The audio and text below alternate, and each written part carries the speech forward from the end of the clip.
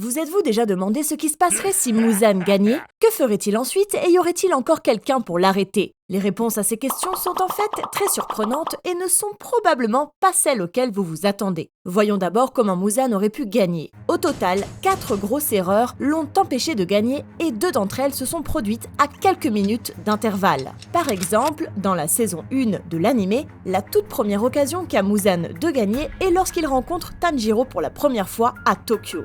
À l'époque, Tanjiro n'était qu'un tueur de démons amateur avec une expérience et des compétences minimales. Il était très faible et n'aurait même pas été capable d'égratigner le roi démon avec les pouvoirs dont il disposait. En fait, il a même eu du mal à vaincre un démon des marais dans l'épisode précédent. Par conséquent, Muzan aurait pu facilement mettre fin à la vie de Tanjiro à ce moment-là avec une simple attaque et l'anime se serait terminé à l'épisode 7.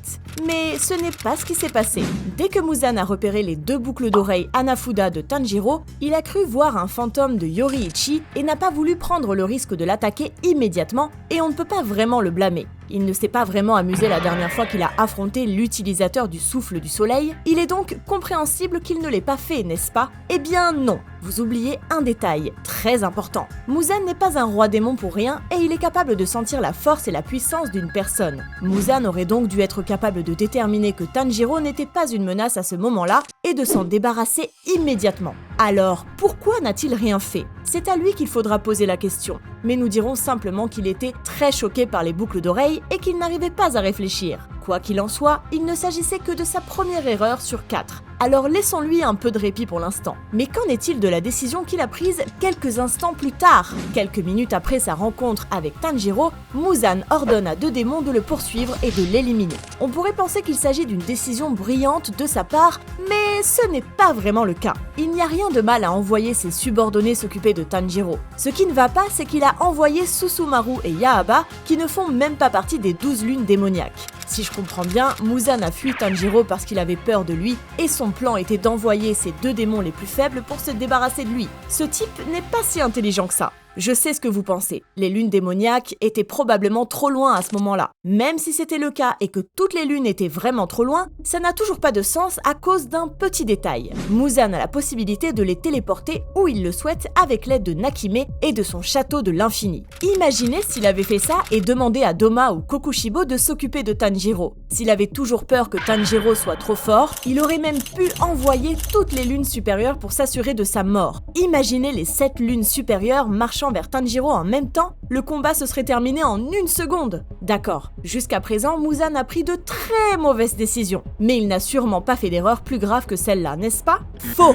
Le roi des démons a en fait commis 2 autres erreurs incroyablement stupides. Par exemple, dans la saison 3, lorsque les démons de 6e rang supérieur Gyutaro et Daki combattaient les tueurs de démons, ils ont eu d'innombrables occasions de les éliminer tous. Pourtant, ils ont décidé d'être arrogants et de jouer avec eux à la place. Vous devez vous demander en quoi cela est la faute de Muzan. Eh bien, si vous pensez que Muzan n'était pas au courant de ce qui se passait dans le quartier des plaisirs, c'est probablement que vous avez manqué cette petite information dans le manga. Dans le chapitre 182, il a été révélé que le roi démon peut voir à travers les yeux de tous les démons qu'il a créés, ce qui signifie qu'il aurait dû être capable de voir que Gyutaro et Daki combattaient Tanjiro et, au vu de la tournure du combat, Muzan aurait pu facilement envoyer de l'aide à travers le château de l'infini et finalement vaincre Tanjiro. Mais qu'a-t-il fait à la place? Il a regardé les 2 démons se faire battre par les tueurs de démons et a décidé de ne rien faire. Les actions de Muzan donnent l'impression qu'il a encore sous-estimé les pourfendeurs de démons ou qu'il ne voulait tout simplement pas tuer Tanjiro, ce qui serait encore plus illogique. La dernière et la plus grave des erreurs commises par le roi des démons, qui a entraîné sa mort, s'est produite au cours de l'arc du château de l'infini. À la fin du chapitre 136 du manga, Muzan décide de prendre son courage à 2 mains et d'affronter enfin les tueurs de démons en personne. Mais c'est justement là qu'il commet une erreur aussi cruciale que stupide.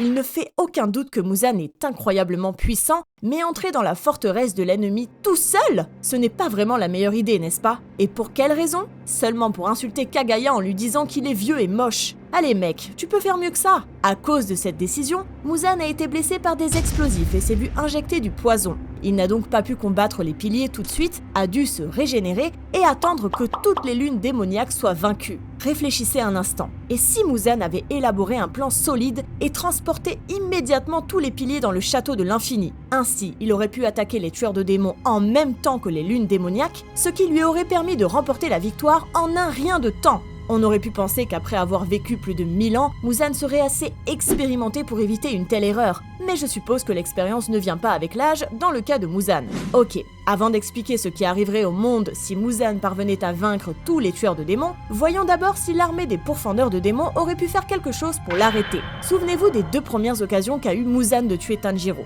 À l'époque, l'armée des tueurs de démons n'avait aucune idée du lien entre Tanjiro et Yoriichi. Ils ignoraient à quel point il était spécial et qu'il possédait le pouvoir du souffle du soleil.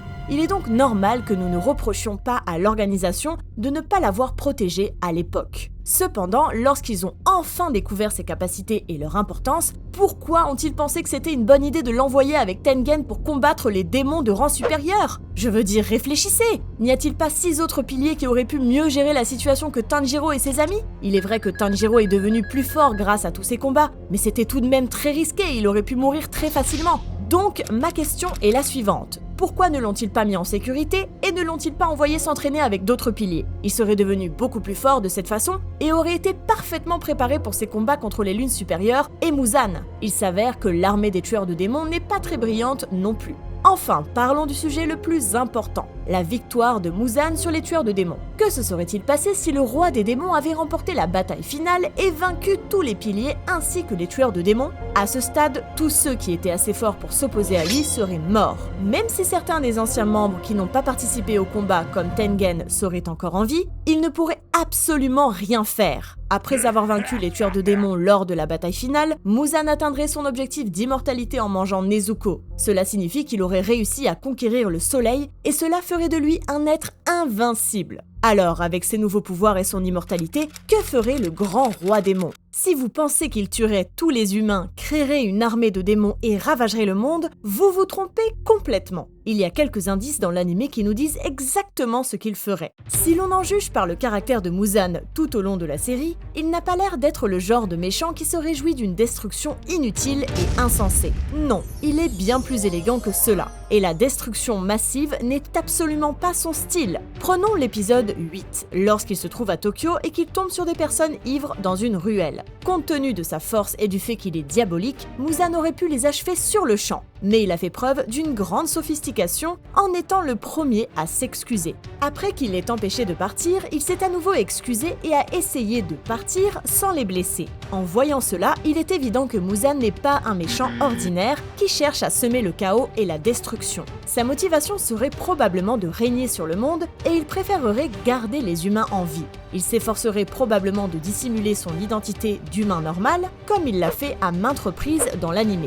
De plus, comme plus rien ne le menacerait, il n'aurait pas besoin de partager ses pouvoirs avec d'autres démons. Il est donc fort possible qu'il tuerait les dernières lunes démoniaques et devienne le seul démon existant. Les membres restants de l'armée, Kiriya, Sakonji et Tengen, essaieraient probablement de réformer l'organisation en recrutant de nouveaux membres et en les entraînant. Mais ce serait en vain car Muzan serait littéralement inarrêtable. Son seul point faible était le soleil, et sans cela, il n'y aurait aucun moyen de le vaincre. L'homme les vaincrait facilement et les écraserait s'il essayait de faire quoi que ce soit contre lui.